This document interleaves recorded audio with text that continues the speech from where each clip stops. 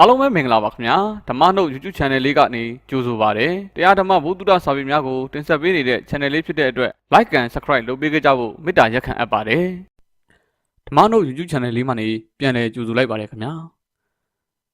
ဒီကနေ့မှာတော့တကုံဦးစန်းငွေရေးသားထားတဲ့ဗုဒ္ဓကိုယ်တိုင်ဖြစ်ကြားခဲ့ရသောမေဂုံးနှင့်ပြဿနာများစာအုပ်ထဲမှာကောက်နှုတ်ချက်ဖြစ်တဲ့နိဗ္ဗာန်၌ရေမြေနေလရှိ၏မရှိ၏ဆိုသောအကြောင်းအရာကိုတင်ဆက်ပေးသွားမှာပဲဖြစ်ပါတယ်ခင်ဗျာပြဿနာယဟန်များယုံမှားသင်္ကာဖြစ်ခြင်းဖြစ်ရှင်းတော်မူဗုဒ္ဓမြတ်စွာဘုရားကုသိုလ်ကောင်းမှုတစ်ခုခုပြုကြသောအခါဤရန်မေပုံညာနိဗ္ဗာန်တပစ္စယောဟောတုဟု၍ဆုတောင်းပြီးလင်လှူလေရှိကြ၏ဤကောင်းမှုသည်နိဗ္ဗာန်သို့ရလွယ်သောအကြောင်းအထောက်ပံ့ဖြစ်ပါစေသတည်းဟု၍ရေဆက်သွန်းလေလည်းရှိကြသည်ထိုနိဗ္ဗာန်သည်အဘယ်နည်းအဘယ်သို့ရှိလေသနည်းနတ်ဘုံတို့ကဲ့သို့တရားဘုံအထင်ရှားရှိသလိုမရှိသလိုဟု၍စောကြောကြစူးစမ်းကြသည်အချို့တို့ကထိုးထွက်ပင်လွန်ကဲစွာနိဗ္ဗာန်၌ဘာတွေရှိသနည်းလူတို့၏ပြည်မှာကဲ့သို့နေထိုင်စရာတိုက်တာနေအိမ်အဆောက်အုံများရှိသလိုမရှိသလိုစားစရာအစားအစာများရှိသလိုမရှိသလိုဝတ်စရာဝတ်စားများအစင်တစားများသွားစရာရင်ရထားများအပျော်ရှုစရာပွဲလန်းသပင်များအလင်းရောင်နေလနက္ခတ္တရာများရှိသလိုမရှိသလိုထိုနိဗ္ဗာန်ရှိပြီးသည်အဘယ်မျှတာယာသနည်းစီပင်သနည်းနတ်ဗိမာန်ကဲ့သို့သောဘုံနှံပြတ်သက်တွေနှင့်နေရသလားနိဗ္ဗာန်ပြည်ကြီးသားများသည်ဘာတွေကိုစား၍ဘယ်လိုအဝတ်မျိုးတွေကိုဝေးယုံခြုံလန်းစင်မြန်းကြလေသနည်းစာသောအဖြစ်ဤပေါင်းများစွာလောပေါင်းများစွာလားပေါင်းများစွာတို့ဖြင့်နိဗ္ဗာန်ကိုမျှော်၍တွေးကြမေးကြသည်နိဗ္ဗာန်နှင့်ပတ်သက်၍ဤပြဿနာမျိုးမှာယနေ့မျက်မှောက်ခေတ်မှာသာမကဗုဒ္ဓလက်ထက်၌ဗုဒ္ဓ၏တပည့်သားတန်ခါလောကအတွင်း၌ပင်နိဗ္ဗာန်နှင့်ပတ်သက်၍မရှင်းပြဿနာရများတွေးခေါ်ကြံစမှုများဖြစ်ပွားခဲ့မှု၏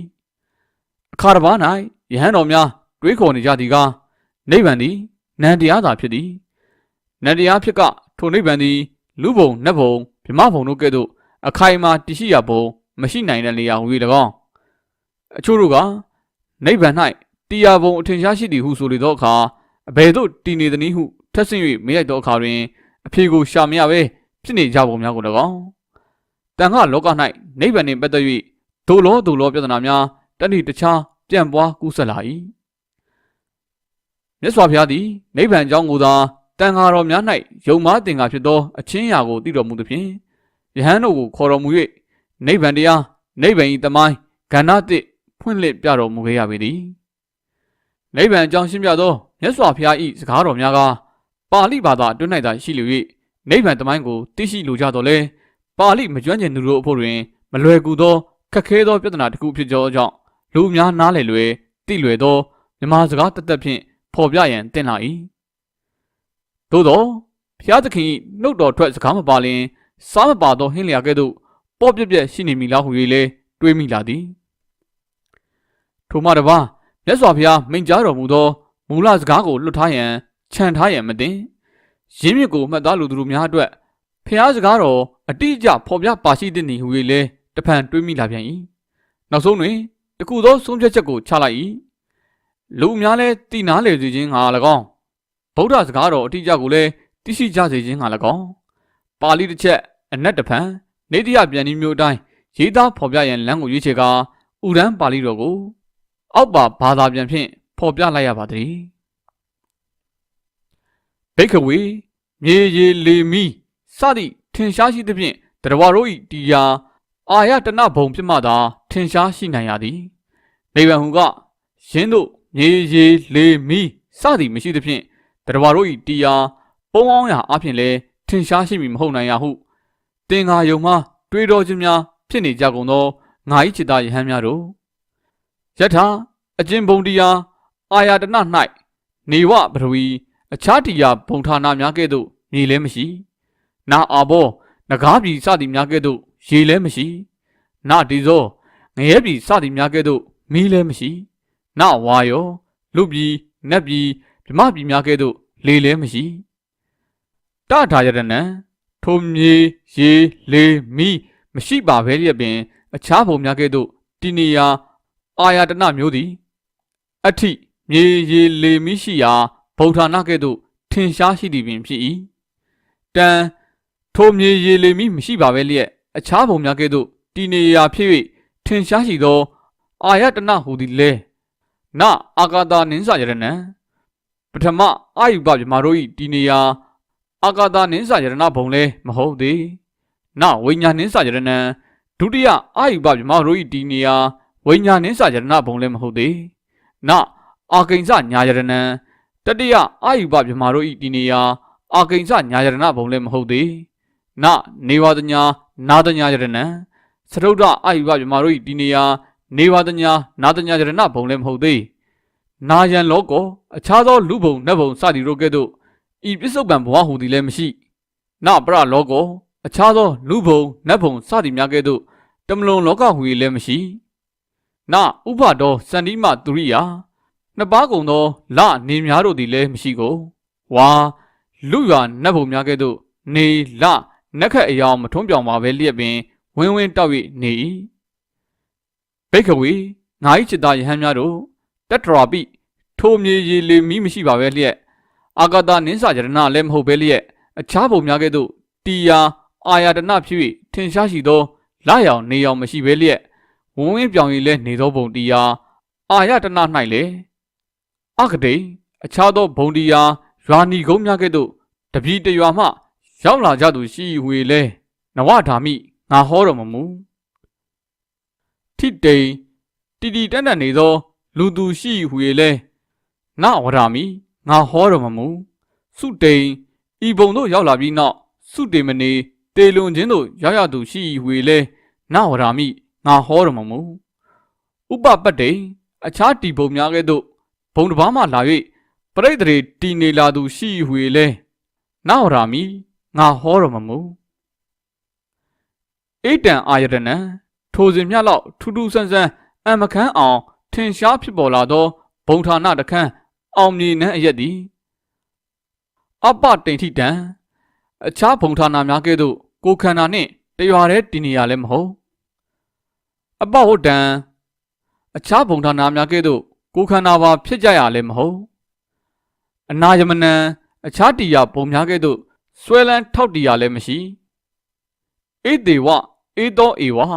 ဤမြလောက်ပွေလီထူးဆန်းအမခန်းသည့်ရွှေနန်းမျိုးသည်သာလျှင်ဒုက္ခတ1500ရံများစွာတို့ဤအခါခါညှင်းဆဲနှိမ့်ဆက်အပ်သောဘေးဒုက္ခဟူသည်များဤအနန္တောအဆုံးသည်ပထမဥရန်ပြည်၏ဘိက္ခဝေအခြားတီဘုံများကဲ့သို့ယင်းနိဗ္ဗာန်ဟူသောဘုံတရားသည်ထင်ရှားမရှိနိုင်ဟုတွေးတောခြင်းမကင်းနိုင်ကြကုန်သောငါ၏จิตယဟန်များတို့အနတ္တနာမှာမျက်စိဖြင့်မြင်ရသည်ကိုမဆိုထားပြီးစိတ်ကူးစိတ်အကြံတွေးခေါ်မှုဖြင့်တော်လဲမညွတ်မရောက်နိုင်ရအရက်မြည်ဒီကားတဏမတိမလာနိုင်ရအရက်မြည်ဒီကားဒုဒ္ဒတံပုရိသင်တို့ဉာဏ်ဖြင့်သိနိုင်မည်အရေးလွန်စွာကွာဝေးခဲ့၏ဟိငါဖျားမိန်ကြားတော်မူသင်လာတော့၏တစ္ဆံအခြားတရားများကဲ့သို့ဖောက်ပြန်ပျက်စီးခြင်းမရှိပဂရိမြဲမြံမှန်ကန်စွာတည်နေသောတရားမြတ်မြည်သည်တုတ္တတနံမြင်လွယ်သောသဘောတရားမျိုးသည်နမဟုတ်နိုင်ယံယင်းတို့သိနိုင်မြင်နိုင်ခဲ့သောနိရောဓသစ္စာနိဗ္ဗုဒ္ဓဘုံနှံကိုဇာနတော်ဖြောင်းတန်းမှန်စွာနေရာတကျသိနိုင်ကြသောပတ္တတော်ဟုတ်တိုင်းထင်ထင်မြင်နိုင်ကြသောသူအပေါင်းအားလောကီသုံးဘုံဘဝဤလောက၌တဏှာတွေ့တာမမောဒုက္ခဘောင်မှပျော်အောင်မျောတတ်သည့်လောဘတဏှာသမုဒိယသစ္စာကိုပฏิဝိဒ္ဓပယ်ခွာပိုင်းခြားပွားသောအဖြစ်များများကြီးကောင်းကောင်းသိလေတတထိုသိမြင်နိုင်ခဲ့သောနိရောဓသစ္စာနိဗ္ဗုဒ္ဓနမ်းမကိုလှလှကြီးပိုင်သည့်ရေးဖြင့်သစ္စာ၄ပါးလုံးကိုပင်မြင်နိုင်သိနိုင်လေပြီးသောငါ၏သားတော်ငါရဲကျော်အပေါင်းအားကိဉ္စင်နံမာနမင်း၏ရဲကျော်6ဖော်တဏှာတို့၏အတွက်ကြောင်းကြဖက်เสียလဲနတ်ထီတစိုးတစီဘယ်ဟာတစ်ခုမှရှိတော့သည်မဟုတ်ဒုတိယဥရန်ပြီး၏ဘိက္ခဝေနိဗ္ဗာန်ဟူကစကားများသာအသားထင်ရှားမရှိယုံမှားမိကြကုန်သောငါ၏จิตယဟန်တို့သင်္ကတံအကြောင်းများစွာကိုအခါခါညီညွတ်ပြုပြင်အပ်တော်လဲယင်းအကြောင်းများစွာတို့ပြုစီရင်အပ်သည့်အတွင် င်္ကတလက္ခဏာမထင်ထသောအကရံအကြောင်းများစွာတို့ပြုစီရင်အပ်ပုံမပေါ်တော်လေတခုသောအကြောင်းဒီမျှပြုအပ်သည့်ပုံလည်းမပေါ်ထသောအဘူဒံအကြောင်းများအကြောင်းနည်းတို့ပြုပြင်အပ်ပုံလက္ခဏာမထင်တော်လေယင်းအကြောင်းတို့နှင့်ကင်း၍လျှောက်လျားဘာသာဖြစ်လာသည်လည်းမဟုတ်ထသောအဇာတံအချင်းခတ်သိမ်းမဖြစ်လာခွင့်ကြီးတာမှတခါသာဖြစ်ပေါ်လာနိုင်ထသောတံပဒံ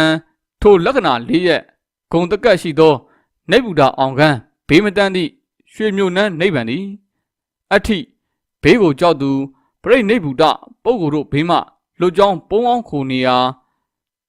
တာနလေနပရာယနာဖြစ်၍ကောင်းစွာထင်ရှားရှိသည်ဖြစ်၏ဘိက္ခဝေအိုချစ်သားယဟန်တို့အဇာတံဥပ္ပအားဖြင့်ဓွတ်ပေါ်အောင်မဖြစ်သောအဘူဒံဥပ္ပအားဖြင့်အထေဓွတ်မထင်သောအကဒံအကြောင်းအရာတို့ပြုအပ်ပါလျက်ပြုအပ်ပုံလက္ခဏာမပေါ်ထင်သောသင်္ခတံအကြောင်းဝေးအကြောင်းကြီးတို့သည်ပြုပြင်စီရင်အပ်တော်လဲပြုပြင်စီရင်အပ်ပုံသင်္ကတလက္ခဏာမှကင်းသောဧတံထိုနိဗ္ဗာန်တရားသည်နောစေအဘဝိတာအကယ်၍ထင်ရှားမဖြစ်ပေါ်လာ냐အံဧဝံဤသို့နိဗ္ဗာန်တရားထင်ရှားမပေါ်လာခဲ့သောဇာတတဥပ္ပဒ္ဓဘောအောင်ဖြစ်သောဘူတတဥပ္ပအားဖြင့်ထင်သောကတတအကြောင်းတရားတို့ပြုလုပ်အပ်တိုင်းပြုလုပ်အပ်ပုံအချင်းရာလက္ခဏာပေါ်သောသင်္ခတတအကြောင်းတရားတို့ပြုစီရင်အတိုင်းပြုစီရင်အပ်ပုံလက္ခဏာပေါ်သောသင်္ခတတတေဘူးမကသင်္ခါရတရားထဲမှဣရံနေတရဏံဤထွက်မြောက်ခြင်းဟူသည်နပညာယေထမထင်ခဲ့ရာဘိက္ခဝေခြေသားယဟန်တို့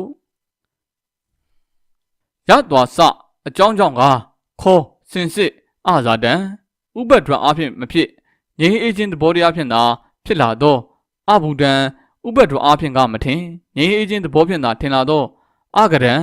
အကြောင်းတရားတို့ပြုအပ်တော်လဲပြုအပ်သည့်မမီသောအသင်္ကတံအကြောင်းတရားတို့ပြုစီရင်အပ်တော်လဲပြုစီရင်အပ်ပေါ်သင်္ကတလက္ခဏာမထင်သောဧတံထိုနိဗ္ဗာန်သည်အဋ္ဌိ